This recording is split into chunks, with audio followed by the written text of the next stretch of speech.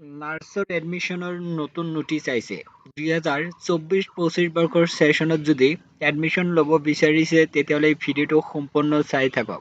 এই ভিডিঅ'ৰ জৰিয়তে জনাই দিয়া হ'ব 2024-25 বৰ্ষৰ ছেশ্যনত এন্ট্ৰেন্স পৰীক্ষা কেতিয়া হ'ব।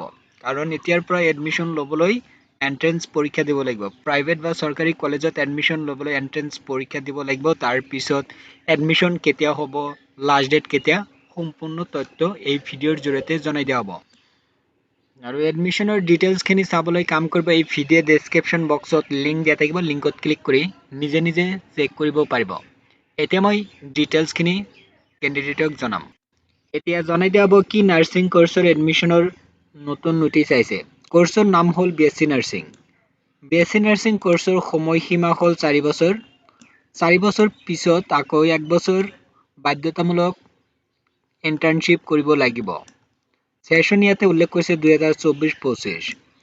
ইয়াতে ইম্পৰ্টেণ্ট পইণ্ট উল্লেখ কৰিছে 2024 বৰ্ষত এন্ট্ৰেন্স পৰীক্ষা কণ্ডাক্ট কৰিব জুন মাহৰ 15 তাৰিখৰ আগতেই ইয়াতে উল্লেখ কৰিছে। আৰু ছেশ্যন আৰম্ভ হ'ব 2024 চনৰ আগষ্টৰ 1 তাৰিখৰ পৰা। আৰু লাষ্ট ডেট হ'ল এডমিশ্যনৰ ছেপ্টেম্বৰ মাহৰ 30 তাৰিখ ইয়াতে উল্লেখ কৰিছে 2024 বৰ্ষৰ ছেশ্যনৰ। ইয়াতে ইম্পৰ্টেণ্ট পইণ্ট হ'ল 3টা। 1 নম্বৰ ইম্পৰ্টেণ্ট পইণ্টটো হ'ল 2024 বৰ্ষৰ ছেশ্যনত এন্ট্ৰেন্স পৰীক্ষা পাতিব জুন মাহৰ 15 তাৰিখৰ আগতে। আৰু এন্ট্ৰেন্স পৰীক্ষা যেতিয়া সম্পূৰ্ণ হ'ব তাৰ পিছত যিটো ছেশ্যন ক্লাছ আৰম্ভ হ'ব আগষ্টৰ 1 তাৰিখৰ পৰা ক্লাছ আৰম্ভ হ'ব ইয়াতে উল্লেখ কৰিছে। আৰু লাষ্ট ডেট হ'ল এডমিশ্যনৰ ছেপ্টেম্বৰ মাহৰ 30 তাৰিখ।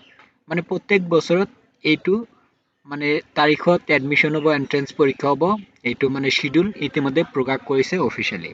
এতিয়া কাম কৰক এই ভিডিঅ' ডেছক্ৰিপশ্যন বক্সত লিংক দিছোঁ, লিংকত ক্লিক কৰি ডিটেইলছখিনি এবাৰ চেক কৰক।